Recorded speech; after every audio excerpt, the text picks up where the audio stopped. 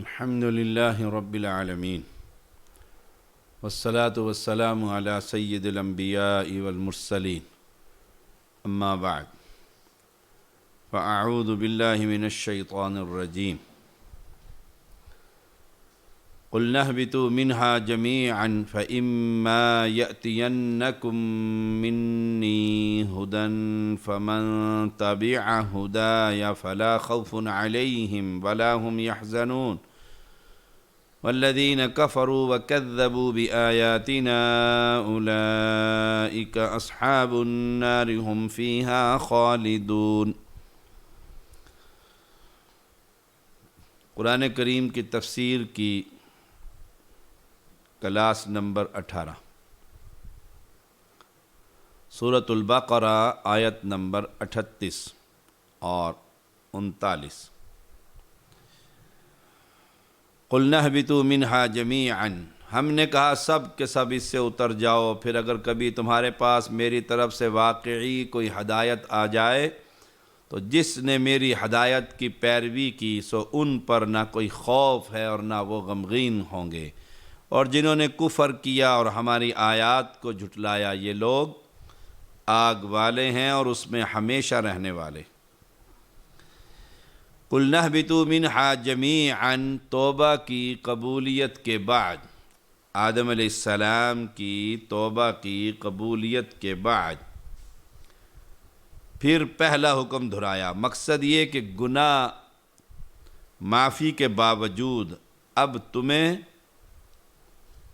اور تمہاری اولاد کو زمین پر رہنا ہوگا، جس کی خلافت کے لیے تمہیں پیدا کیا گیا۔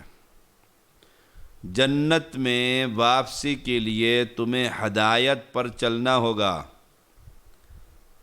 ہدایت جو میری طرف سے آئے گی، یہ یاد رکھیے گا۔ ہدایت فَإِمَّا يَأْتِيَنَّكُمْ مِنِّي هُدًى، جو میری طرف سے آئے گی۔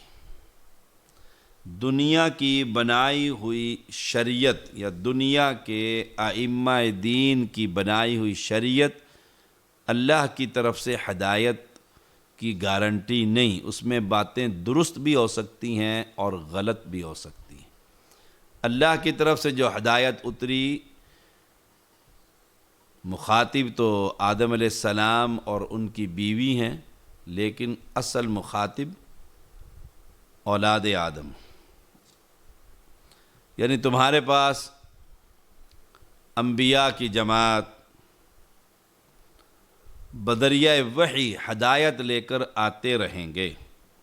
ہدایت کا یہ سلسلہ آدم علیہ السلام سے لے کر محمد الرسول اللہ صلی اللہ علیہ وسلم تک ہدایت کا یہ سلسلہ آپ پر آ کر پھر یہ ختم ہو جائے گا۔ آپ صلی اللہ علیہ وسلم آخری پیغمبر ہیں، آخری پیغمبر ہیں۔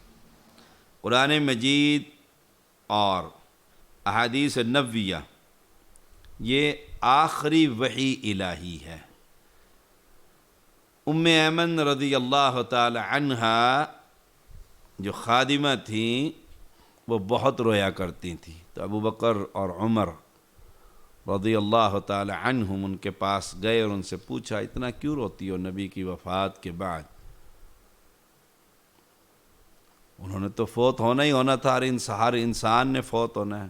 فرمایا ان کے غم میں اس طرح نہیں روتی، میں اس غم میں روتی ہوں جو آسمان سے وحی اترتی تھی وہ آج بند ہو گئی نبی کی وفات کے بعد، اب دوبارہ جبریل امین نہیں آئیں گے۔ اس دوران آدم علیہ السلام اور رسول اللہ صلی اللہ علیہ وسلم کتنے نبی اور رسول آئے یہ اللہ ہی بہتر جانتا ہے۔ سورۃ نساء آیت نمبر 64، 164 وَرُسُلًا قَدْ قَصَصْنَاهُمْ عَلَيْكَ مِنْ قَبْلِ وَرُسُلًا لَمْ نَقْصُصْهُمْ عَلَيْكَ وَكَلَّمَ اللَّهُ مُوسَىٰ تَكْلِيمًا، آپ سے پہلے کے بہت سے رسولوں کے واقعات ہم نے آپ سے بیان کیے، جو بیان کر دیے اس کا تو خبر پیغمبر کو ہو گئی کہ فلاں پیغمبر ہے اور فلاں پیغمبر. اور وَرُسُلًا لَمْ نَقْصُصْهُمْ عَلَيْكَ، اور بہت سے رسولوں کے نہیں بھی کیے. اگر اس سے یہ نقطہ بھی نکلتا ہے کہ پیغمبر عالم الغیب نہیں، اللہ بتلا رہا ہے کہ یہ رسول آئے دنیا میں، یہ نام ہے، اور کتنے بتلائے ہی نہیں. جب بتلائے ہی نہیں تو پیغمبر نے بھی امت کو بتلائے نہیں. اور موسیٰ علیہ السلام سے اللہ تعالیٰ نے صاف طور پر کلام کیا تھا. جن نبیوں اور رسولوں کے نام اور ان کے واقعات قرآن مقدس میں ہیں، ان کی تعداد بعض کے نزدیک 24 یا 25. نمبر 1 آدم علیہ السلام، نمبر 2 ادریس علیہ السلام، نمبر 3 نوح علیہ السلام، نمبر 4 ہود علیہ السلام، نمبر 5 صالح علیہ السلام، نمبر 6 ابراہیم علیہ السلام، نمبر 7 لوط علیہ السلام، نمبر 8 اسماعیل علیہ السلام، نمبر 9 اسحاق علیہ السلام، اور نمبر 10 یعقوب علیہ السلام، نمبر 11 یوسف علیہ السلام، اور نمبر 12 ایوب علیہ السلام، اور نمبر 13 شعیب علیہ السلام، اور نمبر 14 موسیٰ علیہ السلام، اور نمبر 15 ہارون علیہ السلام، اور نمبر 16 یونس علیہ السلام، نمبر 17 داود علیہ السلام، اور نمبر 18 سلیمان علیہ السلام، نمبر 19 الیاس علیہ السلام، اور نمبر 20 الیسع علیہ السلام، نمبر 21 ذکریا علیہ السلام، اور نمبر 22 یحییٰ علیہ السلام، نمبر 23 عیسیٰ علیہ السلام، اور نمبر 24 ذوالکفل علیہ السلام، اور نمبر 25 محمد الرسول اللہ صلی اللہ علیہ وسلم. ان کے نام تو بتلا دیے. وَرُسُلًا لَمْ نَقْصُصْهُمْ عَلَيْكَ، باقیوں کے نام نہیں بتلائے. اب جن انبیاء اور رسولوں کے نام نہیں بتلائے ان کی تعداد کتنی ہے؟ جو حدیث خطبہ بیان کرتے ہیں 1,24,000 کم و بیش، یا ایک حدیث میں 8,000، یہ روایات سخت ضعیف ہے، بیان کرنے کے قابل نہیں. مختلف ادوار اور حالات میں مبشرین اور یہ ڈرانے والے انبیاء آتے رہے، اور رسول اللہ صلی اللہ علیہ وسلم پر یہ نبوت کا سلسلہ ختم کر دیا گیا. نبوت کا سلسلہ. آپ سے پہلے کتنے پیغمبر آئے، رسول آئے، انبیاء آئے، اللہ کے علاوہ کوئی نہیں جانتا. یہ یاد رکھیے گا، اللہ کے علاوہ کوئی نہیں جانتا. آپ کے بعد جتنے بھی دعوے دار ہوں گے نبوت کے، وہ دجال، وہ کذاب، ان کا نام بھی مسیلمہ کذاب، مرزا غلام احمد کذاب، دجال، جتنے بھی آئیں گے. اور یہ الگ ایک امت ہے، اور ان پر ایمان لانے والے دائرہ اسلام سے خارج. جیسے امت بابیہ، امت بہائیہ، اور امت مرزائیہ، اور امت لاہوریہ، امت احمدیہ، یہ مختلف، یہ وہ لاہوری ہوں، وہ ربوی ہوں، وہ مرزائی ہوں، یہ سب کے سب جو ہیں کافر. اور ان کا کوئی حق نہیں، یہ بھی مسئلہ یاد کر لیں. ان کا کوئی حق نہیں ہے حکام پر. کیا حق ہے حکام پر کہ ان کو قتل کر دیں؟ رسول اللہ صلی اللہ علیہ وسلم کے بعد جو نبوت کا دعویٰ کرے اس کی گردن اڑا دو. گردن کاٹ دو اس کی۔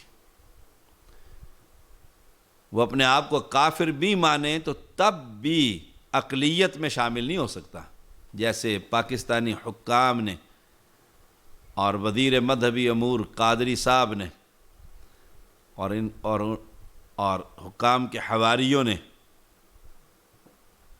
ان کو حقوق دلانے اور اقلیت میں شامل کرنے کی کوشش کی۔ ان کو زندہ رہنے کا حق نہیں ہے، کافر قرار دے دیا۔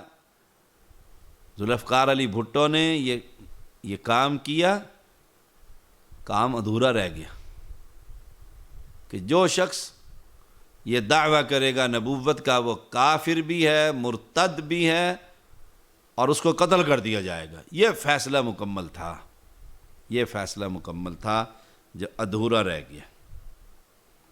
یاد رکھیے یہ ادھورا رہ گیا۔ رسول اللہ صلی اللہ علیہ وسلم نے ان کو حق نہیں دیے، صحابہ کو بھیج کر صفائی کروا دی، قتل کر دیا۔ وحشی جنہوں نے حمزہ رضی اللہ تعالی عنہ سید الشہداء کا برچھی مار کر انہیں شہید کر دیا تھا، غلام تھا اور آزادی کی نعمت حاصل کرنے کے لیے جب مسلمان ہوا تو پیغمبر کو بہت تکلیف تھی اس شخص سے رضی اللہ تعالی عنہ۔ تو پھر انہوں نے بدلہ کیسے اتارا؟ جس نے نبی کی نبوت پر ڈاکہ ڈالا، مسلمہ کذاب، اسی برچھی سے اس نے اس کو قتل کیا، قتل کر دیا۔ تو ان زندیقوں کو اور ان کافروں کو اور ان مرزائیوں کو دھرتی پر زندہ رہنے کا حق نہیں۔ یہ اصل فیصلہ ہے، جو بھی نبوت کا دعویٰ کرے۔ فرمان رسول اللہ صلی اللہ علیہ وسلم کا قرآن مجید کی اس آیت کے تحت فَإِمَّا يَأْتِيَنَّكُم مِّنِّي هُدًى، میری طرف سے جو ہدایت آئے گی، میری طرف سے جو ہدایت آئے گی۔ فرمایا میں تمہیں دو چیزیں چھوڑ کر جا رہا ہوں، ترکت فیکم امرین لن تضلوا ما تمسکتم بہما، کتاب اللہ و سنتی۔ دو چیزیں چھوڑ کر جا رہا ہوں، ایک اللہ کی کتاب اور دوسری مجھ محمد صلی اللہ علیہ وسلم کی سنت۔ جب تک تم انہیں تھامے رکھو گے مضبوطی کے ساتھ کبھی گمراہ نہیں ہوں گے۔ امام مالک، امام حاکم اس حدیث کو لے کر آئے ہیں، امام البانی الصحیحہ میں لائے ہیں 1761 نمبر۔ ترکت فیکم امرین، دو چیزیں چھوڑ کر جا رہا ہوں۔ امت میں گمراہی کا سبب کیا ہے کہ ان دو چیزوں کے ساتھ تیسری چیز شامل کر لی، قرآن ایک، حدیث دو چیزیں، اللہ کی کتاب اور پیغمبر کی حدیث۔ گمراہی کب پھیلی؟ جمع فقہ حنفی، جمع فقہ جعفری، جمع فقہ مالکی، جمع فقہ حنبلی، پتہ نہیں جمع فقہ حنفی، اور پھر آگے صوفیوں کے سلسلے۔ کتاب و سنت کے ساتھ اور چیزیں ملانے سے گمراہی پھیل گئی۔ گمراہی کیسے ختم ہوگی؟ کہ رسول اللہ صلی اللہ علیہ وسلم کے اس فرمان کے مطابق واپس آ جائے کہ تم میں دو چیزیں چھوڑ کر جا رہا ہوں۔ نبی کے زمانے میں نہ امام حنیفہ رحمۃ اللہ علیہ پیدا ہوئے، نہ ان کی فقہ لکھی گئی۔ اس وقت جو لوگ تھے مسلمان وہ کس چیز پر عمل کرتے تھے؟ بڑا سادہ تھا سوال ہے۔ امام حنیفہ رحمہ اللہ کی پیدائش سے پہلے جو ان کے والدین تھے وہ کس فقہ پر عمل کرتے تھے؟ قرآن پر اور حدیث پر۔ تو آج امت محمدیہ کیوں نہیں عمل کر سکتی؟ فمن تبع ہدایا فإما یأتینکم منی ہدی، اپنی طرف سے ہدایت آنے کی بات کی۔ پھر فمن تبع ہدایا، پھر جو میری ہدایت کی پیروی کرے، فمن تبع ہدایا، جس نے میری ہدایت کی پیروی کی، اپنے پاس سے بنا کر نہیں۔ معلوم یہ ہوتا ہے کہ ہدایت صرف وہ ہے جو اللہ کی طرف سے ہے۔ لوگوں کی رائے کبھی ہدایت قرار نہیں پا سکتی، وہ خواہ کتنے ہی بڑے عالم۔ ایک شخص پورے قرآن کا حافظ ہے، ساری تفسیر کا حافظ ہے، صحیح بخاری کا حافظ ہے، صحیح مسلم کا حافظ ہے، پوری سیاہ ستہ کا حافظ ہے، زندگی میں کبھی بھی تہجد بھی اس کی قضا نہیں ہوئی، فرض نماز تو بڑی دور کی بات، اتنا نیک ہے، تو کیا اس کی بات شریعت ہو سکتی ہے؟ نہیں، شریعت بات ہے محمد الرسول اللہ صلی اللہ علیہ وسلم کی بات، فلا خوف علیہم ولا هم یحزنون۔ پھر فرمایا خوف آنے والی چیز سے، ڈر کو کہتے ہیں، اور ہاتھ سے نکل جانے والی چیز کو غم کہتے ہیں۔ کوئی چیز گم ہو گئی نا تو بڑا غم لگ گیا جی، آنے والے چیز کا ڈر ہوتا ہے، پتہ نہیں آئے گا تو صاحب کیا کرے گا، اور جو نکل گئی ہاتھ سے اس میں غمگین ہوتا ہے انسان۔ جو لوگ اللہ کی طرف سے آنے والی ہدایت کی پیروی کریں گے، قرآن و سنت کی پیروی کریں گے، وہ آخرت میں نہ دنیا کی زندگی پر افسوس کریں گے، نہ آخرت میں اور نہ دنیا کی زندگی پر۔ افسوس کون کرے گا؟ کافر، کفار، غم تو انہیں ہوگا اس دن،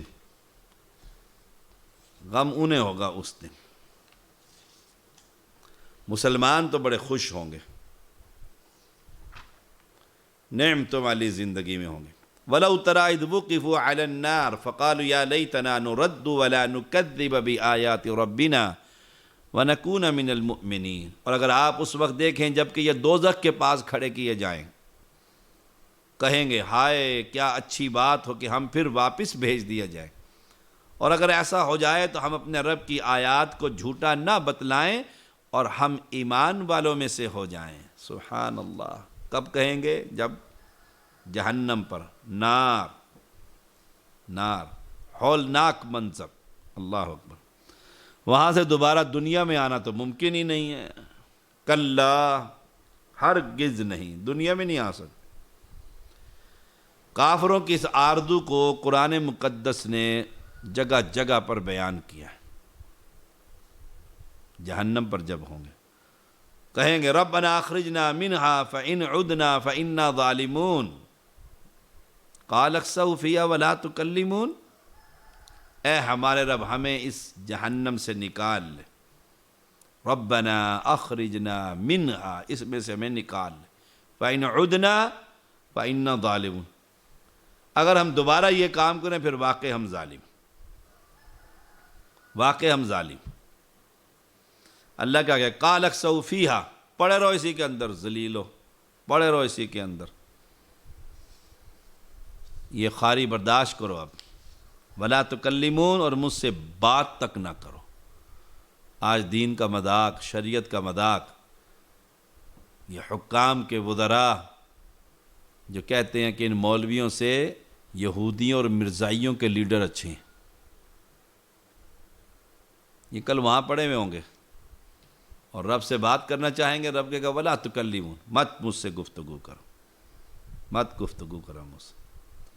یہ کہیں گے ربنا ابصرنا وسمعنا فرجعنا نعمل صالحا انا موقنون، ربنا، اے ہمارے رب، ابصرنا وسمعنا، دیکھ بھی لیا اور سن بھی لیا، فرجعنا، ہمیں دنیا میں واپس بھیج دے، نعمل صالحا، ہم نیک عمل کریں، اب ہمیں یقین آ گیا، وہاں جہنم کے اندر جا کر یقین آئے گا ان کم بختوں کو، یہ جو میرا جسم میری مرضی کرتے ہیں ان کو وہاں جا کر یقین آئے گا، ان دیوسوں کو۔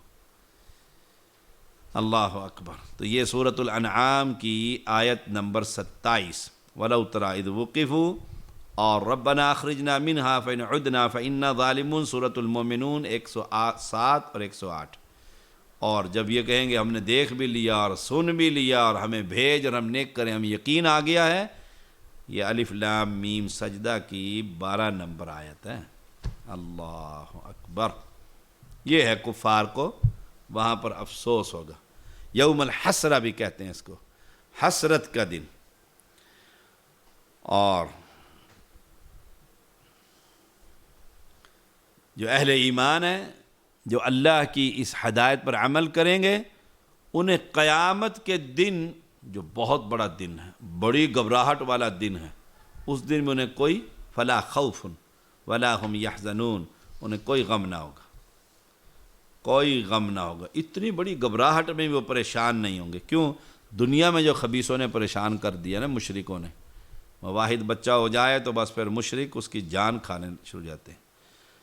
سورۃ الانبیاء آیت نمبر 103، لا يحزنهم الفزع الاکبر وتتلقاهم الملائکہ ھذا یومکم الذی کنتم توعدون، وہ بڑی گھبراہٹ بھی انہیں غمگین نہ کر سکے گی، اور فرشتے انہیں ہاتھوں ہاتھ لیں گے، جی آیا نو، جی بسم اللہ، صحیح آؤ، محبت بھری آواز، یہی تمہارا وہ دن ہے جس کا تم سے وعدہ کیا جاتا رہا، تمہیں وعدہ دیے جاتے رہے تم، یہی تمہارا وہ دن ہے۔ سبحان اللہ، بڑی گھبراہٹ سے مراد، بڑی، لا يحزنهم الفزع الاکبر، اکبر جو ہے نا، فزع الاکبر، بڑی گھبراہٹ سے، اس سے مراد موت کا وقت بھی ہے، جیسے حدیث میں آتا ہے فرشتے آئیں گے اور کہیں گے پاک روح چل اپنے رب سے ملاقات کے لیے، اللہ ہم سب کو ایسی ہی موت نصیب فرما۔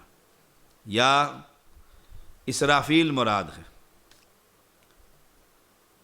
سور اسرافیل، وہ جو بگل بجنا ہے، جو فرشتہ منہ میں لے کر کھڑا ہوا ہے، یا وہ لمحہ جو دوزخ اور جنت کے درمیان موت کو ذبح کر دیا جائے گا، وہ لمحہ بڑا خطرناک ہوگا۔ جہنمی چیخیں گے کہ بس اب تو موت کو بھی موت آ گئی، اب تو ہمیشہ جہنم میں رہنا ہے۔ تو وہ اتنا بڑا، اس وقت بھی مومن غمگین نہیں ہوگا، کیونکہ دنیا میں اس نے بڑے غم اٹھائے، قبر پرستوں نے اس کے علاقے کے اندر اس کا جینا حرام کر رکھا تھا۔ سبحان اللہ۔ فرمایا وَهُم مِّن فَزَعٍ يَوْمَئِذٍ آمِنُونَ، اور وہ اس دن بڑی گھبراہٹ سے امن میں ہوں گے۔ یہ قیامت کی سختیاں، یہ حشر کے میدان کی سختیاں، یہ پل صراط کی سختیاں، جو مومن ہیں وہ بڑے آرام کی زندگی میں، بڑے آرام کی زندگی میں، بڑے آرام کی زندگی میں ہوں گے۔ سبحان اللہ، سبحان اللہ، امن والی زندگی میں ہوں گے، امن والی زندگی میں۔ اب فرمایا یا بنی اسرائیل اذکروا نعمتی التی انعمت علیکم وأوفوا بعہدی اوف بعہدکم وإیای فارحبون، اے بنی اسرائیل میری نعمت یاد کرو جو میں نے تم پر انعام کی، اور تم میرا عہد پورا کرو، میں تمہارا عہد پورا کروں گا، اور صرف مجھ ہی سے ڈرو۔ یا ایھا الناس، تمام لوگوں کو دعوت تھی، پیچھے ہم پڑھائیں یا ایھا الناس اعبدوا، اور اب خاص بنی اسرائیل سے خطاب، اہل کتاب ہونے کی وجہ سے ان کا زیادہ حق ہے کہ وہ نبی اکرم صلی اللہ علیہ وسلم پر ایمان لائیں، کیونکہ ان کی کتابوں میں آپ کی نشانیاں موجود تھیں۔ یہ خطاب نعمتیں یاد دلا کر، انعامات یاد دلا کر جو اللہ نے ان پر کیے، اور کبھی بدعمالیوں کی وجہ سے ڈانٹ ڈپٹ کے ساتھ، اور کبھی ان سزاؤں کا ذکر کر کے جو ان کی نافرمانیوں پر انہیں دی گئی۔ اس آیت کریمہ سے لے کر یہ 40 نمبر آیت ہے، 147 نمبر آیت تک، 40 سے لے کر 147 نمبر آیت کریمہ تک 3 باتیں ہیں۔ نمبر 1، 10 انعامات کا ذکر،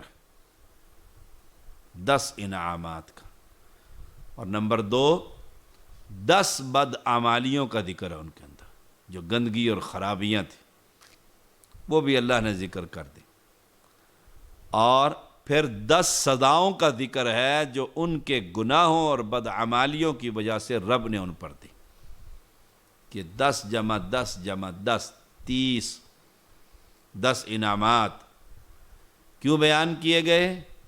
تاکہ امت محمدیہ پر جو انعامات کی بارش ہے اور جو یہ